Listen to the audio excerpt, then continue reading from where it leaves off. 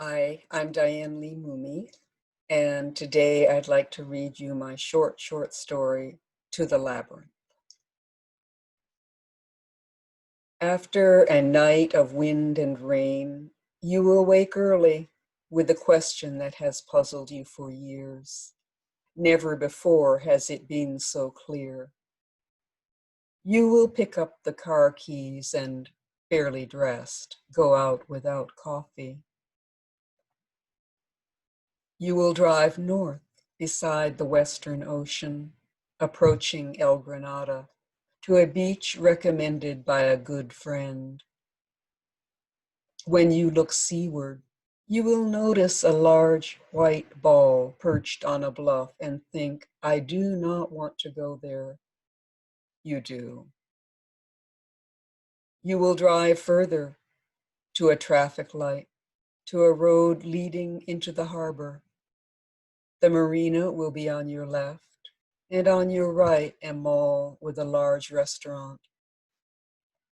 The street ahead will be lined with more restaurants and a hotel. Again, you will think, I do not want to go there, but you still do. Past the restaurants, the hotel, and the brewing house, you will turn left by the Mezzaluna and drive to the T. You will turn right and then left, or left and then right.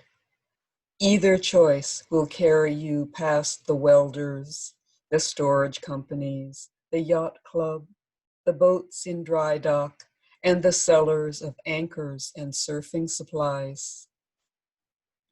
At the end of that street, you will turn right and pass a lumber yard, then follow a line of yellow posts as they curve through small hillocks of chaparral.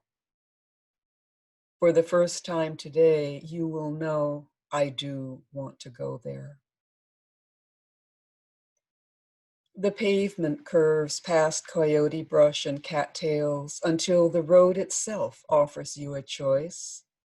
Either bear right and continue up the last hill to the white ball, or turn left onto dirt. On this day, you will turn left, leaving your car alongside many others.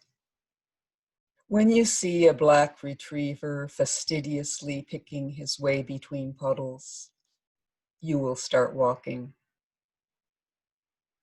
You will continue southeast along a dirt road with the salt marsh on your left side and an upslope on the right. If you doubt these directions, any of the ducks can set you straight. Past the egrets, you will come to the sailboats at anchor. The Labyrinth, you have heard tales of these, will be on your left. You may think to go there straight away, but that would be a mistake. It is best to walk on as if you did not notice this labyrinth, as if you are determined to reach the ocean, so you can catch it unawares on the way back. Past the catamaran is the jetty. You will stand on that for a while, with the wild sea to your left and smooth water to your right. Then walk north onto sand to the far end where the rocks are piled. The tide will be low, so you will sit on a black boulder and look out to sea, listening to your question. At this point, you will be ready for the labyrinth. You will retrace your path and find it now on your right. Labyrinths there are which cannot be seen in one glance, whose curves cover the crests of hills, whose pattern is known only to their makers and to those gifted with flight. Labyrinths there are whose paths are hedged, green walls where one walker cannot see another. Labyrinths there are which, if you did not have as much faith in their creators as you do, you would not dare enter. This labyrinth is none of those. You will see its entirety in one glance. See every arm of the path outlined in small stones. Since last night's rain was heavy, some of those stones may have fallen out of place. You will listen again to your question, then enter on the downhill side, walking with narrow stride. As you go along, you will replace the tumbled stones. Dogs will pass by and ask, "What do you think you are doing by walking in spirals?" Do not answer them. They are only jealous because they did not think of this first. Their people will smile apologetically. "I don't know where she gets those ideas," they will tell you. You will come to the center and stand still for a moment, expecting something to happen. If others are waiting to enter, you might feel uneasy, since this labyrinth is not wide enough for two walkers to pass. You will stay anyway, just for a moment. Your question will still be with you, though perhaps with less intensity than before. In time, you will decide that nothing at all is happening, and will find your way back to the entrance. Nod to the next person waiting. Not look back as you walk to your car.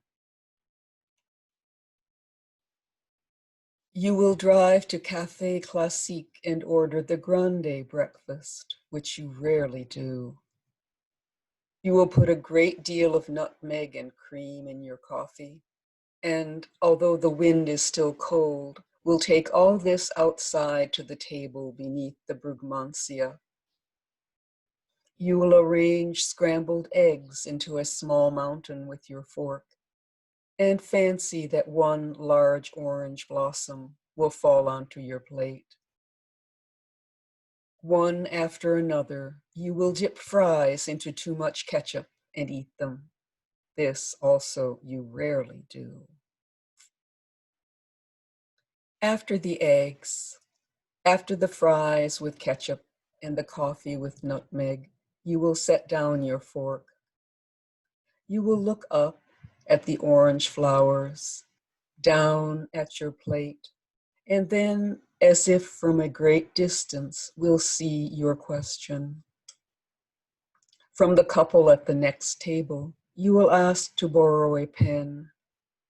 You will begin to write voluminously on paper napkins. Thank you very much.